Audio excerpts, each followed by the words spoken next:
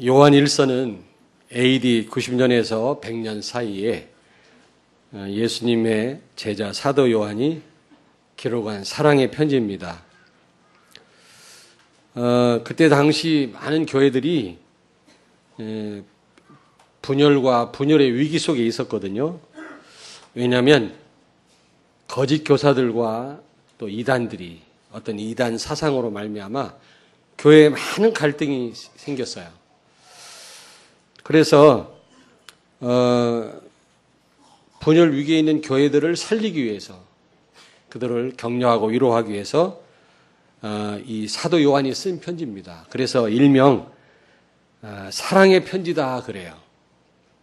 특별히 이 요한 1서를 사랑의 편지라고 그렇게 얘기를 합니다. 무엇보다도 지금도 마찬가지죠. 지금도 사도 요한이 요한 1서를 기록할 때뿐만 아니라 지금도 우리에게 가장 중요하고 필요한 게 뭡니까? 사랑이에요, 사랑. 특별히 이웃 사랑입니다. 점점 가면 갈수록 사랑이 식어진다고 그랬잖아요. 이웃을 사랑하기는커녕 자기만을 사랑한다고 하지 않았습니까? 그러므로 무엇보다도 지금 여러분과 저에게 필요한 것은 이런 사랑이다. 그렇게 생각을 합니다. 이웃 사랑이라고 하는 것은 먼저 성도끼리의 사랑입니다. 성도끼리. 구원받은 하나님 자녀들끼리 사랑입니다. 그리고 전도와 선교가 사랑 중에 사랑이죠. 그렇잖아요. 배고픈 사람에게 밥을 먹여주는 것도 사랑이지만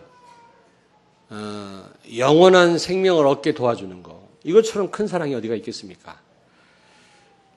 이런 사랑이 우리에게 지금 시급합니다. 많은 사람들이 지금 고통 가운데 있잖아요. 우리가 몰라서 그렇지 너무너무 형편이 어렵습니다. 그런 분들에게 우리가 사랑을 베풀어야 될 줄로 믿습니다. 그런데 이런 사랑은 하나님을 사랑할 때만 가능합니다. 그리고 이게 진짜 사랑이죠. 하나님을 사랑하지 않는다면 이런 사랑이 불가능해요. 육신적인 사랑, 이기적인 사랑은 할 수 있을지 몰라도 그건 또 정말로 하나님이 원하시는 사랑이 아니죠. 하나님을 사랑할 때만 이런 사랑이 가능하다. 이런 사랑이 우리에게 오늘 회복되기를 바랍니다. 자, 그러면 우리를 창조한 목적이 어디에 있는가? 여러분 하도 많이 들어서 잘 아시잖아요. 창세기 1장 27절 하나님의 형상대로 우리를 지으셨다고 그랬잖아요. 그리고 1장 28절에 생육하고 번성하여 땅을 정복하고 다스려라. 바다의 고기와 공중의 새와 땅에 움직이는 모든 생물을 다스리라 하시니라. 다시 말하면 하나님을 사랑하고 이웃을 사랑하는 그런 존재로 우리를 지으셨단 말이에요. 창조 목적을 여러 가지로 설명할 수 있겠습니다만은 우리를 어떤 존재로 하나님이 지으셨다고요? 하나님을 사랑하고 이웃을 사랑하는 그런 존재로 우리를 지으신 겁니다. 그래서 아까 제가 그림을 하나 그렸죠. 위로는 누굴 사랑하고 하나님을, 수평으로는 누굴 사랑하고 이웃을 사랑하는 그런 존재로 우리 인간을 하나님은 창조하신 겁니다. 그게 창조 목적이에요. 그런데 인간이, 사람이 타락을 했죠. 변심을 했습니다. 그 마음이 바뀐 거예요. 하나님을 사랑하고 이웃을 사랑해야 되는데 어느 날 자기를 사랑하게 된 거예요. 화살표가 나를 향하게 됐다고 그랬죠. 다시 말하면 하나님을 떠나 하나님을 사랑하지 않게 된 겁니다. 우리는 본래적으로 하나님을 사랑하며 사는 존재인데 어느 날 변심이 됐다니까요. 하나님을 싫어하게 됐어요. 오히려 하나님을 대적하는 존재가 됐어요. 그리고 이웃을 또 사랑하지 않게 된 겁니다. 그러면서 자기만을 사랑하게 되었죠. 이걸 타락이라고 얘기합니다. 타락을 다른 말로 뭐라고 한다고요? 변심. 변심이라고 합니다. 타락을. 타락은 나만을 사랑하는 겁니다. 그게 타락입니다. 자부심을 갖지 마라. 그 말이 아니에요. 자존감을 가져라 그 말이 아닙니다. 이기적인 사랑, 나만을 사랑하는 그 사랑을 말하는 겁니다. 우리가 하나님을 사랑하고 그 안에서 자부심을 갖는 거 필요합니다. 자존감을 갖는 거 필요해요. 나를 너무 이렇게 비하하고 학대하는 사람이 있어요. 그런 사람은 다른 사람을 사랑할 수 없습니다. 자존감이 있는 사람이 다른 사람을 살리고 돕더라고요. 또 하나님의 사랑을 풍성하게 받은 사람이 다른 사람을 사랑할 수 있더라고요. 여러분들은 하나님의 사랑을 이미 받은 분들인 줄로 믿습니다. 그 사랑을 깊이 깨닫고 누리시길 바랍니다. 그래야만 다른 사람을 사랑할 수 있어요. 그걸 자존감이라고 그래요. 이런 자존감은 우리가 가져야 됩니다만은, 그러나 나만을 사랑하는 것은 아닙니다. 그건 타락이죠. 그게 바로 무서운 흑암이에요. 배후에서 흑암이 마치 그 인형극 할 때 인형을 뒤에서 조종하듯이 우리를 조종하는 겁니다. 그게. 그리고 나만을 사랑하는 것, 이걸 원죄라고 합니다. 원죄를 여러 가지로 얘기할 수 있겠습니다만은, 하나님을 떠나서 흑암에 지옥 가는 거, 이게 원죄입니다만은, 또 다르게 표현하자면 뭐가 원죄라고요? 나만을 사랑하는 것이다. 그게 원죄입니다. 그리고 이것을 창세기 3장 문제라고 합니다. 조금 달리 제가 설명을 드린 겁니다. 그런데 하나님은 우리를 포기하시지 않고 누굴 보내셨어요? 예수 그리스도를 보내셔서 사단을 꺾으시고 이런 원죄에서, 이런 저주 가운데서 우리를 구원하셨죠. 요한일서 3장 8절을 같이 한번 읽습니다. 죄를 짓는 자는 마귀에게 속하나니 마귀는 처음부터 범죄함이라. 하나님의 아들이 나타나신 것은 마귀의 일을 멸하려 하심이라. 예수님이 참 왕으로 오셔서 사단의 권세를 완전히 꺾으신 줄로 믿습니다. 예수님이 참 제사장으로 오셔서 하나님 떠난 죄, 나만을 사랑하는 이런 문제들을 완전히 해결하셨다 그 말이에요. 그리고 참 선지자로 오셔서 하나님 만나는 길을 영원히 열으셔서 하나님 자녀 되게 하시고 천국 백성 되게 하셨다 그 말이에요. 요한일서 4장 9절부터 10절을 읽겠습니다. 요한일서 4장 9절 10절 같이 읽습니다. 하나님의 사랑이 우리에게 이렇게 나타난 바 되었으니 하나님이 자기의 독생자를 세상에 보내심은 그로 말미암아 우리를 살리려 하심이라. 사랑은 여기 있으니 우리가 하나님을 사랑한 것이 아니요 하나님이 우리를 사랑하사 우리의 죄를 속하기 위하여 화목 제물로 그 아들을 보내셨습니다. 아멘. 예. 여러분 자녀가 넘어져서 조금만 다쳐도 마음 아픈데 그 정도가 아니에요. 우리 하나님은 십자가의 그 아들을 완전히 죽게 하시기까지 우리를 사랑하셔서 우리의 이 문제를 완전히 해결하신 겁니다. 다시 말하면 다시 우리는 하나님을 사랑하고 이웃을 사랑하는 그런 존재가 된 것입니다. 이것을 구원이라고 합니다. 이것을 재창조라고 그럽니다. 우리는 절대로요, 하나님을 사랑하고 다른 사람을 사랑할 수 없는 존재였어요. 여러분, 예수 안 믿는 분들이 하나님을 사랑하는 거 보았습니까? 이웃을 사랑하는 걸 보았나요? 자기만 사랑하지. 이 귀신을 섬기고 종교에 빠진 자들은 극단적인 이기주의자거든요.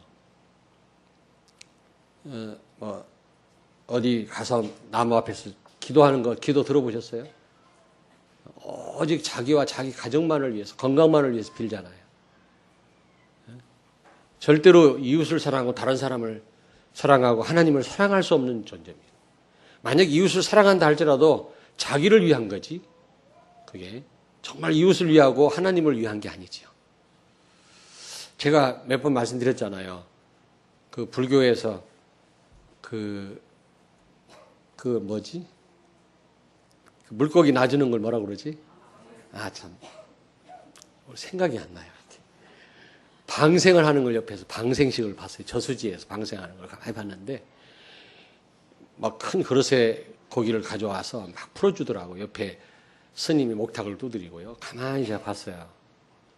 근데 아주 표정들이 아주 막 중요한 일을 하는 것처럼 의미심장의 얼굴이요. 그러면서 물고기를 놔주더라고. 그러니까 조그마한 그 거북이과에 속하는 남생이 있죠. 예? 그 남생이가 새끼들인데 그것들이 막 물에양 풀어주니까 막 신났어. 그러면 내가 더 세게 목탁을 두드리더만. 남생이가 신나게 도망가니까. 근데 가만히 보니까 저쪽에서요, 그물로, 같은 불교 신도인데 그걸 잡아요. 그물로 잡더라니까. 그걸 잡아서 다시 되팔아. 그걸 다시 놔줘. 근데 어떤 신도는요, 그 남생이 배에다가 페인트로요, 자기 이름을 써서 놔줘요. 페인트가 화학약품이 얼마나 남생한테 치명적인지 몰라요. 근데 이름을 씁니다. 왜요? 자기를 더 축복해달라고. 용왕님이 자기를 더 기억해달라고 이름까지 써가지고 페인트로 안 지워지게. 그래서 그 남생이를 놔줘요. 남생이는 얼마나 괴로운지 몰라요. 말을 못해서 그렇지. 근데 그걸 또 잡아갖고 휘발유로 지워갖고 또 놔줘. 저는 그런 걸 보면서, 야, 어마어마하게 이기적이구나. 귀신 섬기고 종교 생활하는 사람들, 불신자들은 자기를 위해서 이웃을 도와도 돕지 정말로 동기 없이 돕는 경우가 없어요. 그런 우리들을 그리스도께서 회복하셨어요. 정말로 하나님을 사랑하고 이웃을 사랑하는 그런 존재들로 우리를 재창조하셨어요. 이걸 구원이라고 합니다. 이걸 저주에서 해방됐다고 얘기합니다. 그래서 중요한 거는 이제 그리스도로 말미암아 우리가 구원받은 하나님의 백성이라면 이 타락에서, 이 흑암에서 해방된 나만을 사랑할 수밖에 없는 그런 자리에서 하나님을 이웃을 사랑하는 그런 자들로 우리가 바뀌었다면 이제 어떻게 살아야 되냐, 이게 중요하지 않습니까? 첫째로 정말 하나님을 사랑해야 돼요. 이제는요. 마태복음 22장 37절에 내 마음을 다하고 목숨을 다하고 뜻을 다하여 주 너희 하나님을 사랑하라. 아멘. 마음을 다하고 목숨을 다하고 뜻을 다하란 말은 무슨 말입니까? 전인격적으로 하나님을 사랑해라, 그 말이에요. 머리로만 말고 입으로만 말고 우리의 전인격을 다해서 하나님을 사랑하라는 거죠. 어떤 분은 하나님을 잘 알지도 못하면서 하나님을 사랑한다고 그래요. 그거는 맹신이죠, 맹신. 하나님을 제대로 알아야 돼요. 우리를 위해서 어떤 일을 하셨는지를 알아야 돼요. 그리고 알았으면 우리가요, 감사하는 마음이 있고 우리 마음에 감동이 일어나야 돼요. 눈물은 우리 마음이 움직일 때 나는 거 아닙니까? 눈물이 있어야 돼요. 지정의라고 그러잖아요. 그렇다면 여기서 가슴에서 머물러서는 안 돼요. 행동으로 옮겨야 돼요. 데살로니가 교회 교인들은 하나님을 사랑했거든요. 그러므로 그들은 수고할 줄 알았어요. 사랑의 수고와. 우리가 정말 하나님을 사랑한다면 우리는 수고할 수 있어야 돼요. 그리고 최선을 다해서 해라, 그 말이에요. 최선을 다해서 해라. 여기서 목숨을 다하란 말이 무슨 말인가 한번 찾아봤더니 힘을 다하라, 생명을 다하라, 그 말은 목숨 내놓고 하란 말이 아니라 힘을 다하라, 그런 뜻이더라고요. 최선을 다해서 우리가 누가 보든지 보지 않든지 간에 하나님을 사랑한다면 우리가 최선을 다해서 하나님을 사랑해야 하고 주를 위해서 헌신해야 된다, 그 말이거든요. 그리고요, 두 번째로 하나님을 사랑해야 되는데 말씀에 복종해야 된다. 이게 하나님 사랑하는 방법이에요. 목사님, 어떻게 하나님을 사랑할 수 있습니까? 라고 물어보신다면 하나님의 말씀에 복종하는 것입니다. 요한일서 5장 1절부터 3절을 같이 읽습니다. 1절부터 3절을 같이 읽습니다. 예수께서 그리스도이심을 믿는 자마다 하나님께로부터 난 자니 또한 낳으신 이를 사랑하는 자마다 그에게서 난 자를 사랑하느니라. 우리가 하나님을 사랑하고 그의 계명들을 지킬 때에 이로써 우리가 하나님의 자녀를 사랑하는 줄 아느니라. 하나님을 사랑하는 것은 이것이니 우리가 그의 계명들을 지키는 것이라. 그의 계명들은 무거운 것이 아니로다. 아멘. 하나님을 여러분 사랑하는 방법이 뭡니까? 하나님의 말씀에 복종하는 것. 하나님의 말씀을 주야로 묵상하는 것입니다. 그런데 여기 보니까 하나님의 말씀 지키는 것은 절대로 우리에게 부담이거나 무거운 것이 아니라고 말씀합니다. 왜냐하면 하나님을 사랑하니까. 여러분 하나님 말씀대로 산다는 게 힘듭니까? 호산나 찬양대 대원들 수고 많이 하시는데요. 하나님 말씀대로 산다는 게 어렵습니까? 대답하시라고요. 네? 하나님을 사랑한다면 부담이 아니고 의무적으로 하는 게 아니죠. 네? 기쁨입니다. 오히려 말씀 지키는 것이 즐겁고 감사해요. 예배드리는 시간이 즐겁죠. 기다려지죠. 왜냐하면 하나님을 사랑하니까. 사랑하는 사람 만나고 싶잖아요. 같이 있을 때 얼마나 행복하고 좋습니까? 왜 사랑하니까 그래요. 그리고 뭐든지 막 사주고 싶잖아요. 왜 사랑하니까. 만약에 여러분 뭔가 사주는 게 아깝다면 이미 그건 사랑하는 게 아니죠. 사랑한다면 부담이 되지 않습니다. 여러분 하나님의 말씀을 제대로 붙잡는 여러분 되길 바랍니다. 하나님의 말씀을 복종하는 거, 하나님을 사랑하는 거. 그리고 전인격적으로 말로만 아니라 말로는 누구는 못하나요? 행동으로, 우리 감동으로, 감사로 하나님의 사랑을 느껴야 돼요. 그리고 하나님의 사랑을 아셔야 돼요. 지난주 메시지가 예수 그리스도를 알아야 된다고 그랬잖아요. 체험해야 된다고 그랬잖아요. 체험하셔야 돼요. 우리는 아는 만큼 하나님을 사랑할 수 있으니까. 감사는 깨달음에 있어요. 받고 못 받고의 문제가 아니라 감사는요. 이미 우리는 모든 축복이 와 있기 때문에 얼마만큼 깨달느냐가 여러분 감사할 수 있느냐 없느냐의 차이가 나는 겁니다. 그리고요, 세 번째로 하나님을 어떻게 사랑합니까? 예배입니다. 최고의 사랑의 표현이에요. 하나님을 사랑합니다. 최고의 표현이 뭐라고요? 예배입니다. 우리의 기도와 우리의 찬송과 우리의 헌금, 이 모든 것들이 하나님을 사랑한다라고 하는 최고의 표현입니다.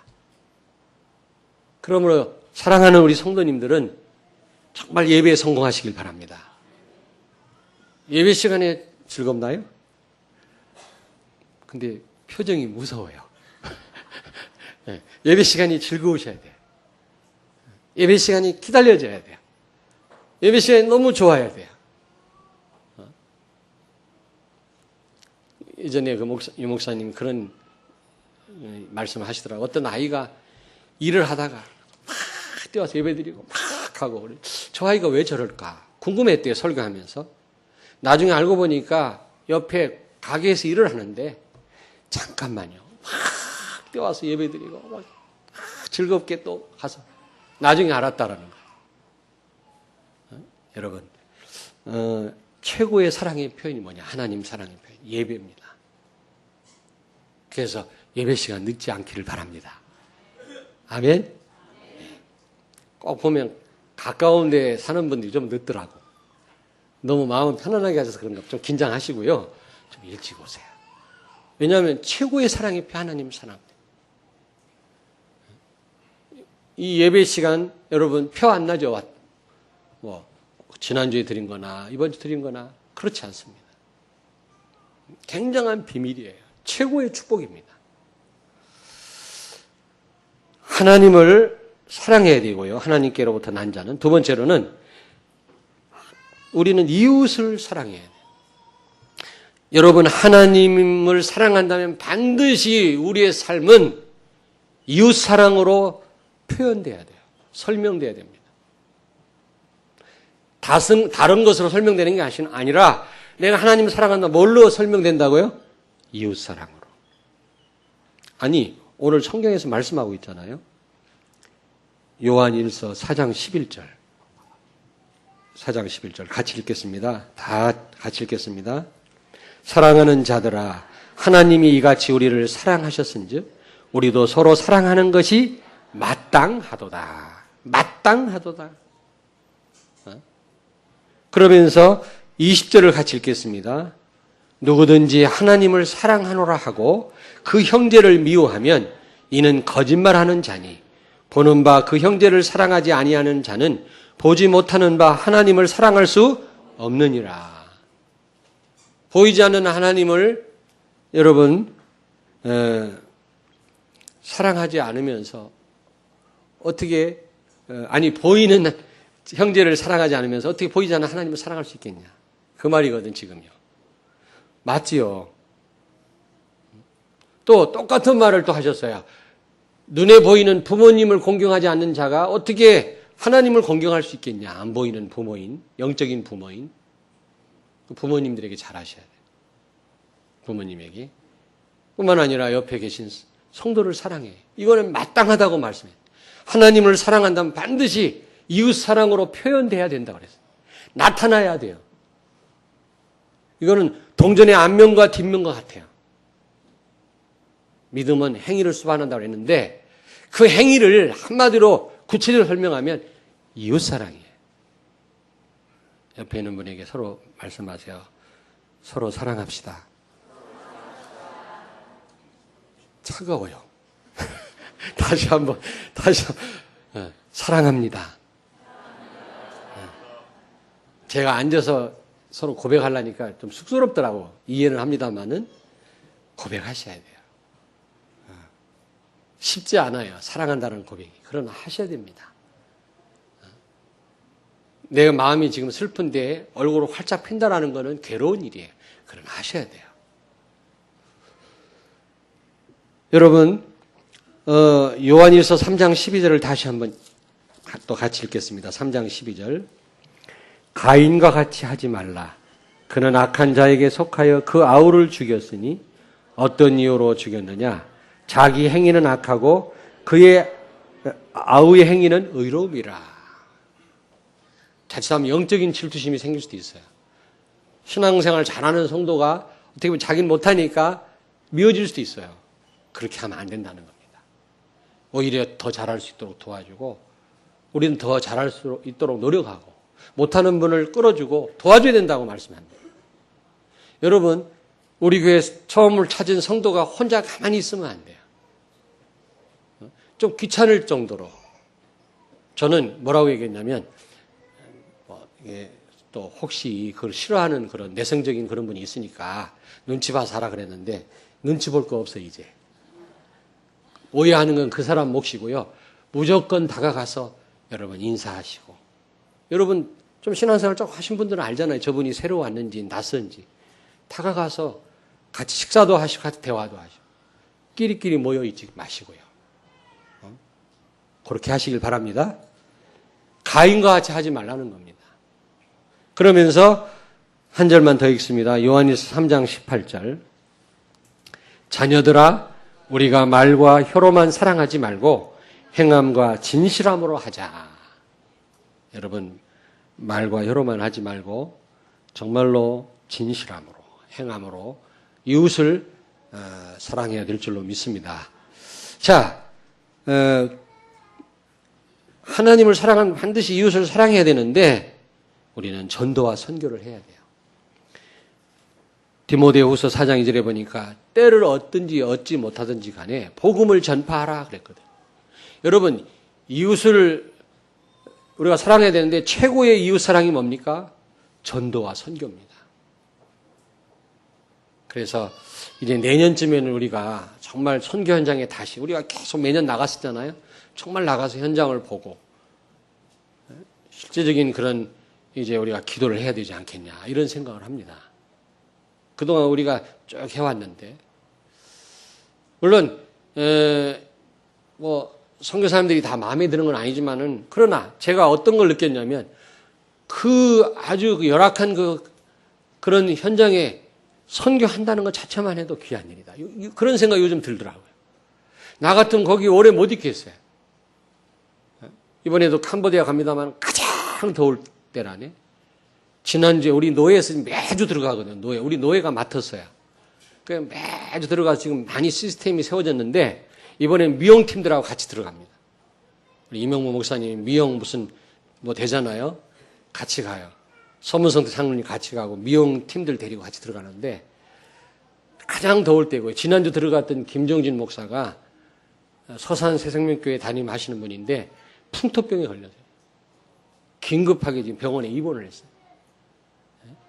그러니까 그런 데서 언어도 틀리고 음식도 틀리고 물도 틀리고 그런데 생수 잘못 사 먹으면은 크게 막 식중독이 온다니 배탈이 난다고 그래요.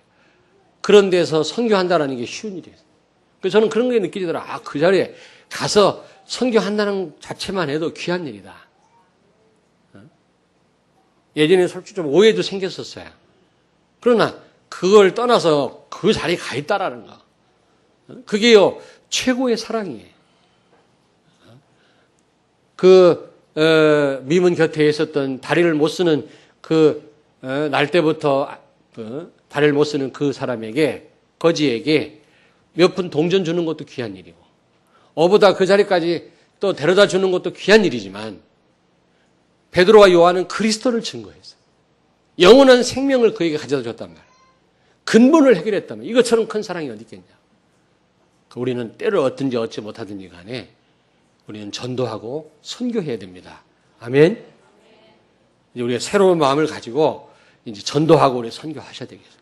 내일 모레 또 우리 자체 캠프 나가잖아요. 저 계룡시로. 여러분들 많이 참여하시길 바랍니다. 안타깝게 저도 좀 갔으면 좋겠는데 저는 캄보디아 가니까요. 가서 저는 또 강의도 하고 거기 그 미용실이 많다네. 캄보디아에. 근데 너무 열악하대요. 에어컨도 없대요. 파마 기술도 굉장히 열악하고. 그런 쪽으로 파고들면 굉장히 효과가 있지 않겠냐. 미용 학원도 지금 세울 생각을 하고 있어요. 여러분 좀 기도해 주시길 바랍니다. 성도를 사랑하고 전도와 선교. 이게 최고의 이웃사랑이다. 교회 내에서는 같은 형제 자매끼리 서로 사랑해야 되는 거. 이건 마땅하다고 말씀하거든요. 그렇다면 이웃을 만약에 사랑하지 않는다면 사랑하지 않는다는 것은 도대체 어떤 이유인가? 첫째로 하나님께로부터 난 자가 아니다. 어떻게 보면은 구원받지 못한 자라는 거죠. 여러분, 우리가 일시적으로 사람을 미워할 수는 있습니다. 인간인지라. 그러나 진짜 하나님 사람이라면 금방 회개하겠죠. 그러나 두고두고 미워한다. 그게 1년, 2년 동안 계속된다. 그거는 하나님께로부터 난 자가 아니지 않냐. 하나님께로부터 난 자고 구원받은 자라면 그럴 수가 없거든요. 성령께서 가만히 놔두시지를 않아요. 그 양심을 두드려서 회개를 촉구합니다. 그러나 두고두고 아무렇지도 않게 형제를 미워한다면 구원 못 받을 수도 있지 않냐. 한번 같이 한번 읽어보겠습니다. 3장 10절.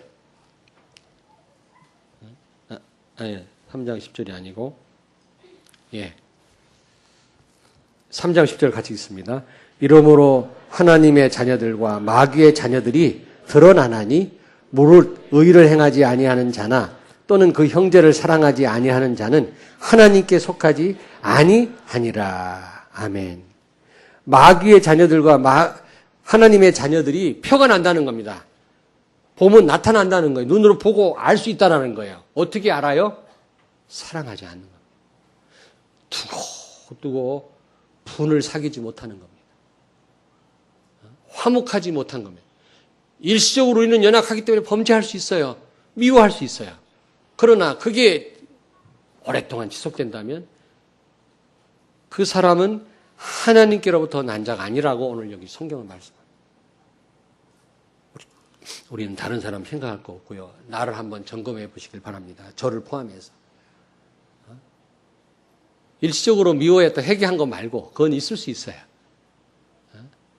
그런 미움도 없었으면 좋겠습니다만은 그러나 두고두고 지금까지 오랫동안 미워하고 있는 사람이 있나 생각해 보셔야 돼요. 내가 구원받은 사람이라면 빨리 오늘 처리하셔야 돼요. 회개하셔야 돼요. 그래야만 하나님 자녀임을 나타내는 것입니다. 그렇지 않다면 나는 마귀의 자녀임을 드러내는 거라 그랬어요. 오늘 여기 3장 10절에. 성경에는 주여 주여 하는 자마다 다 천국에 들어갈 수 없다래요. 주여는 다 외칠 수 있어요. 다 예배 드릴 수 있어요. 그러나 사실은 또 그렇지 않을 수도 있다는 거죠.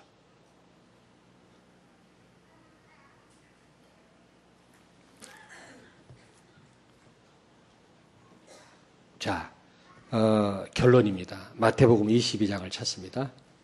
마태복음 22장 36절에서 40절을 같이 읽습니다. 마태복음 22장 36절에서 40절 38페이지 신약성경 같이 읽겠습니다. 36절에서 40절입니다. 선생님, 율법 중에서 어느 계명이 크니까?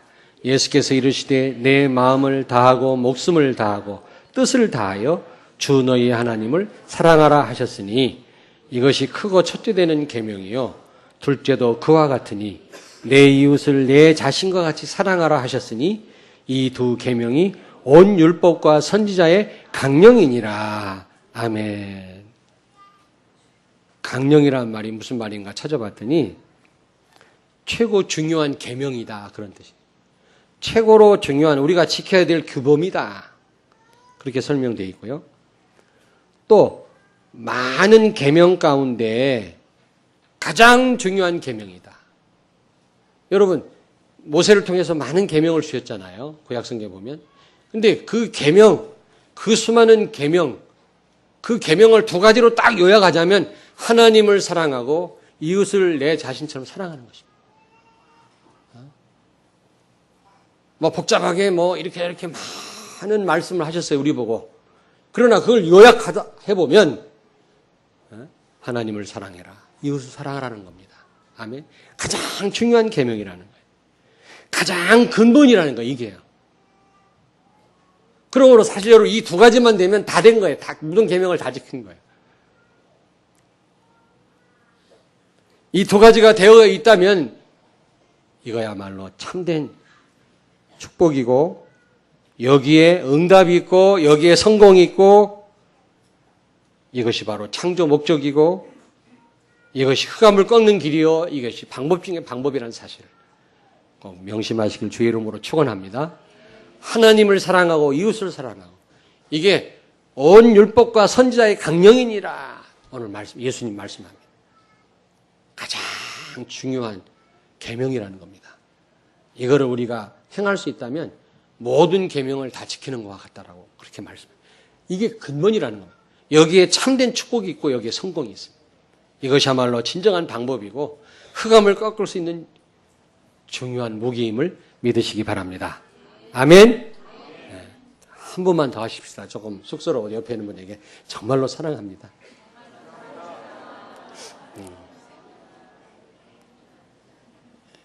예, 우리가 정말 만나면 정말 반가워하고 제가 로마의 카타콤베 가니까 지하 묘소예요. 500km래요.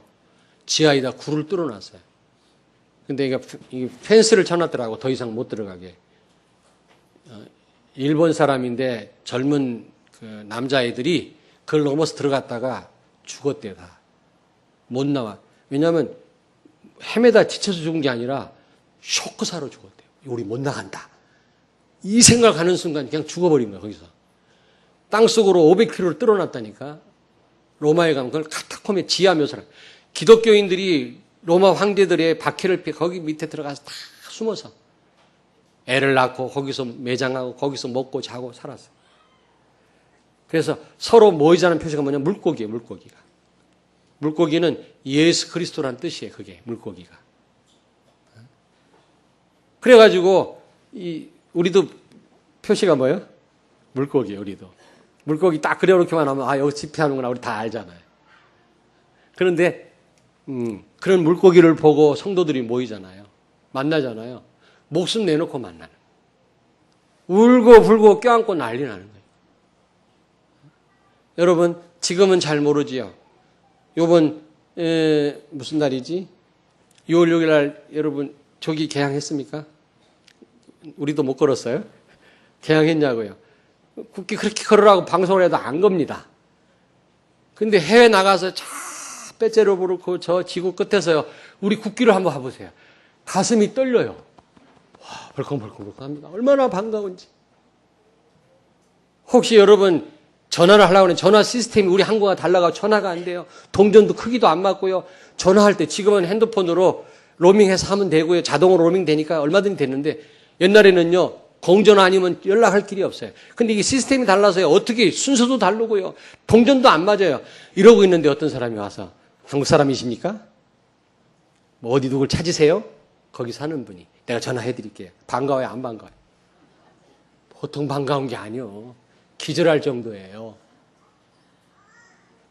초대교회 교인들은 그런 사랑을 나눴다. 우리는 너무 무관심해. 왔나? 가나? 우리 보고 말았으니까 뭐. 그렇지 않죠.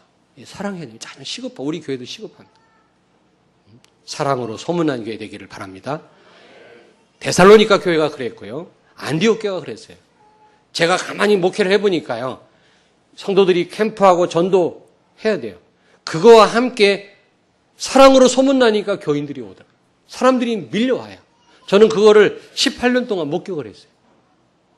전도해서 사람도 오지만 소문나서 사람들이 많이 오더라고요. 그런 교회가 되길 주의 이름으로 축원합니다. 기도하겠습니다. 하나님 아버지 은혜를 감사합니다. 나만을 사랑했던 우리들을 하나님을 사랑하고 이웃을 사랑하는 자들로 우리를 바꿔주시고 우리를 재창조해 주신 것을 감사합니다. 하나님을 사랑하고 이웃을 사랑하는 우리들이 되게 해주셔서 흑암을 꺾게 하시고 하나가 되게 하시고 데살로니가 교회처럼 수고가 있게 하시고 소문난 교회가 되게 하여 주옵소서. 최고의 계명이요 모든 계명을 포함하고 대표하는 하나님을 사랑하고 내 이웃을 내 자신처럼 사랑하라고 하는 이 계명을 지키게 하시고 그래서 모든 축복 응답의 문이 열리게 하옵소서. 예수님 거룩하신 이름으로 기도하옵나이다. 아멘.